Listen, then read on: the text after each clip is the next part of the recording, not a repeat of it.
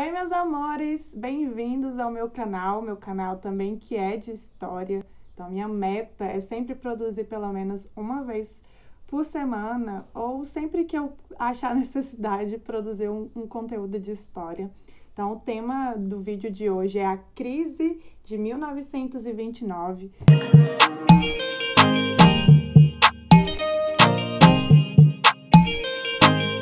Que é uma crise muito importante, que vai abalar, tipo assim, o mundo inteiro, que começa nos Estados Unidos, mas que afeta todo mundo, literalmente. Então, na aula de hoje, a gente vai entender como que isso aconteceu, por que essa crise de 29 abalou tanto assim o mundo, e por aí vai, né? Então, vamos lá. A crise de 1929 também vai ser conhecida como a Grande Depressão. Vai ser um forte período de recessão econômica que vai atingir principalmente o capitalismo, né, internacional no final da década de 20. Então, esse período de 1929 vai ser o início aí dessa Grande Depressão, que vai ser marcada aí por uma decadência do liberalismo econômico naquele momento. E vai ter também causas como a superprodução e a especulação financeira. Para a gente entender um pouquinho mais, a gente tem que perceber que a Primeira Guerra Mundial acontece de 1914 a 1918. Do período que a gente chama do fim da Primeira Guerra Mundial até o início da Segunda Guerra Mundial, que vai ser em 1939, a gente vai ter um espaço que a gente vai chamar de entre-guerras. Esse período que a gente chama de entre-guerras vai ser a distância entre o fim da Primeira Guerra Mundial e o início da Segunda Guerra Mundial, que vai dar um total de 21 anos. Dentro desse contexto, a gente vai perceber que quem saiu mesmo que meio que vencedor da Primeira Guerra Mundial vai ser os Estados Unidos. Então, os Estados Unidos aí, no período aí de 1929, já vai ocupar, assim, um status de superpotência. Mas não superpotência ainda, porque superpotência vai ser mesmo com o fim da Segunda Guerra Mundial. Mas a gente pode chamar como maior economia daquele período, assim, maior economia do mundo, vai ser considerado os Estados Unidos no fim da Primeira Guerra Mundial. E aí, ao longo dessa década de 20, os Estados Unidos vai ser responsável por emprestar muito dinheiro. Afinal de contas, a Primeira Guerra Mundial destruiu muitos dos territórios da Europa, da Alemanha, da Itália. Então, muitos empréstimos foram feitos para a reconstrução desses territórios que foram destruídos com a Primeira Guerra Mundial e que foram financiados pelos Estados Unidos, que os Estados Unidos vai ser responsável por todas as mercadorias, né, produzidas no mundo. Também vai ser responsável por fazer compra de pelo menos 40% de todas as matérias-primas vendidas nesse período da década de 20. Então, a gente está trabalhando num contexto em que os Estados Unidos, durante o período de entre-guerras, vai acontecer meio que um boom industrial. Os Estados Unidos vão investir muito nessa indústria, muito na produção de mercadorias, vai exportar muita coisa, vai importar muitas matérias-primas. E dentro desse período a história chama de período de Roaring Twenties. Não sei se é assim que se chama, mas que vão se chamar de os loucos anos 20, que vai ser um período em que os Estados Unidos e o mundo vai comprar muita coisa, vender muita coisa, produzir muita coisa, e os eventos pós-Primeira Guerra Mundial só vai aumentar aí a sua posição de potência econômica internacional, né, dos Estados Unidos e no mundo. Então, esse período, né, dos Estados Unidos vai ser marcado principalmente pelo consumo de mercadorias e consolidando aí um estilo de vida americana que vai ser vendido para o mundo, né, como uma coisa legal, como uma coisa boa, que é o estilo de vida americano, que vai ser muito bonito e muito bem construído. A gente tem algumas imagens para exemplificar esse momento. Então, os Estados Unidos, durante o período de entre-guerras, vai viver um período de muita glória, de muita euforia, de muitas compras, de muitos empréstimos. E aí, é nesse momento que a crise meio que vai se desencadear. Então, toda essa euforia econômica vai refletir na população, que vai começar a adquirir mais carros, mais casas. O consumo acelerado vai ser muito característico desse período, justamente aí porque esse consumo vai se basear numa expansão de crédito que vai acontecer aí no país de uma maneira sem nenhuma regulamentação. Então, esse consumo desacelerado vai ser algo característico desse período. Então, a compra de carros, de casas, com linhas de crédito bastante abundantes. É como se você tivesse um cartão de crédito aí com muitos R$ 1.000 de limite. E aí você pudesse comprar o que você quisesse a um prazo muito bom. Então, isso seduzia muito com que as pessoas comprassem mais coisas, tivessem mais produtos e sem nenhuma regulamentação. Então, era tudo muito livre, tudo quer compra, tem dinheiro, compra, tem crédito, compra. E isso vai gerando aí uma falsa sensação de riqueza e de prosperidade, porque é como se você comprasse no crédito, mas você não tivesse como pagar sua conta no outro mês, entendeu? Mas era o que acontecia. Então, né, nesse contexto, os Estados Unidos vai viver um momento aí de bastante empregos, de bastante avanço industrial, durante o período aí de 1923 a 1924 e 29, quer dizer, a taxa de desemprego nos Estados Unidos era de apenas 4%. Então, imaginem, né, que a população aí dos Estados Unidos, apenas 4% estavam desempregados. A compra e a produção de automóveis aumentou em 33%, né, em toda a região dos Estados Unidos. Inclusive, né, a produção de automóveis nesse período vai aumentar em cerca de 33%, e o investimento em indústrias também nesse período vai ampliar em torno de 10%, e aumentando aí o faturamento pelo menos em 5 vezes mais. Então, para vocês verem que a prosperidade estadunidense durante esses anos loucos da década de 20 vai ser muito boa, porque eu tenho uma linha de crédito muito grande, eu tenho investimentos muito grandes, eu tenho uma taxa de emprego que está satisfazendo a população tem dinheiro, né? Então, isso vai marcar aí toda essa prosperidade dos Estados Unidos, que a gente vai ver lá na frente que não vai ser bem assim. Então, por causa desse boom econômico, dessa grande euforia pelo consumo, as pessoas também começaram a investir de uma maneira meio que desordenada na bolsa de valores, inflamando aí o mercado financeiro e promovendo aí uma especulação monetária. Então, o que vai ser essa especulação monetária no período que a gente vai chamar de antes da crise de 1929? É que as pessoas começaram a investir na bolsa de valores, começaram a comprar ações e a vender rapidamente, né? Então, você compra, espera que elas se valorizem e aí você vende ela logo em seguida. E esse processo, né, de compra e de venda vai fazer com que as ações estejam o tempo todo bastante assim valorizadas, dando aquela impressão e criando uma falsa sensação de prosperidade. Então, todo esse cenário aí de prosperidade financeira, de superprodução, de investimento desordenado na bolsa de valores, vai fazer com que haja uma quebra aí na bolsa e na economia estadunidense. Então, quais motivos realmente levaram à crise de 1929?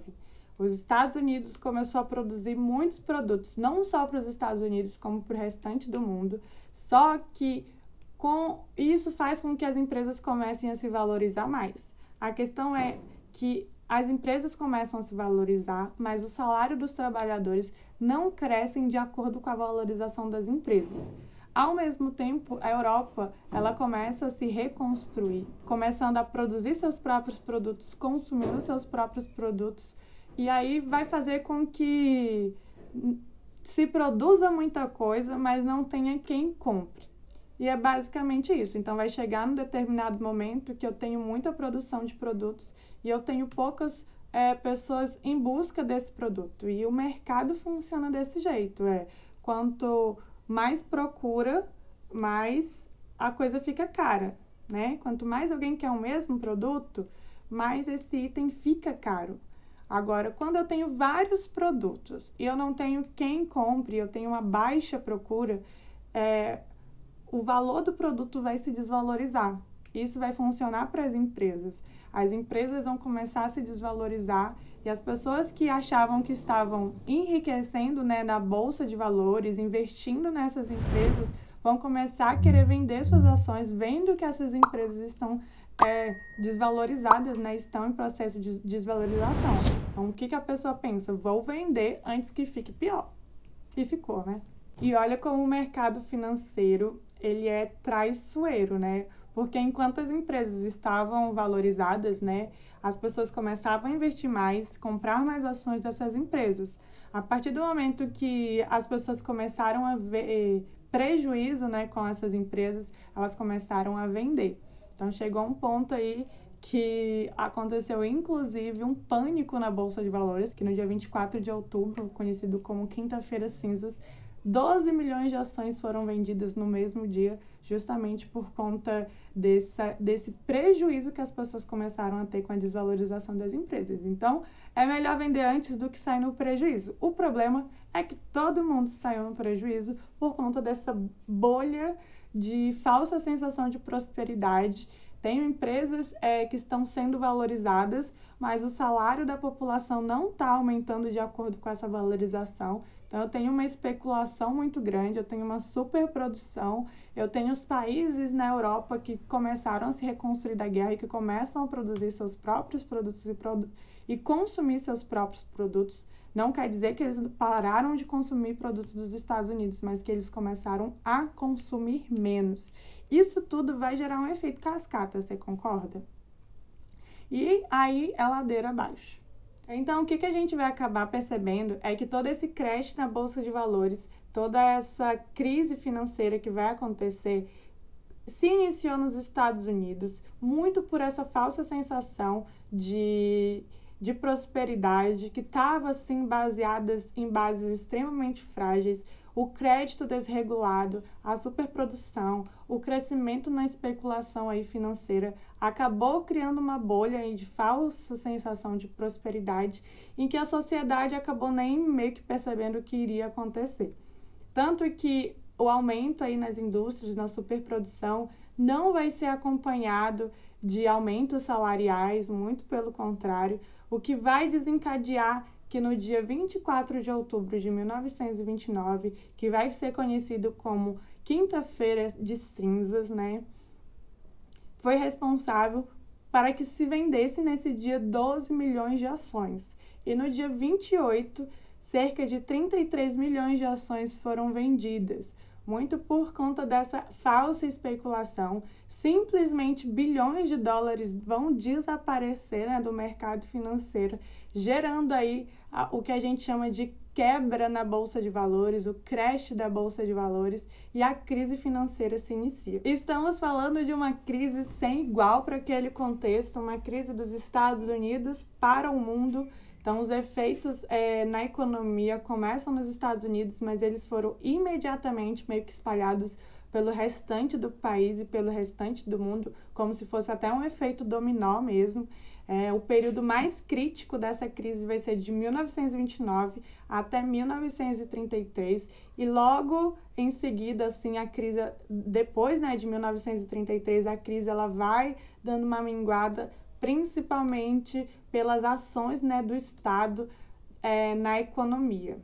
Milhares de pessoas nesse contexto vão perder, né, o seu dinheiro investido, seus patrimônios, muito porque seu dinheiro estava investido em especulações financeiras que simplesmente desapareceram. Então, muita gente ficou pobre nesse contexto, ficou doido da cabeça, né? Perder dinheiro faz a gente ficar meio que doido mesmo. Tanto que a taxa de desemprego aumentou, a taxa de suicídio também aumentou. Então, a gente está falando aí de um efeito muito grande, né?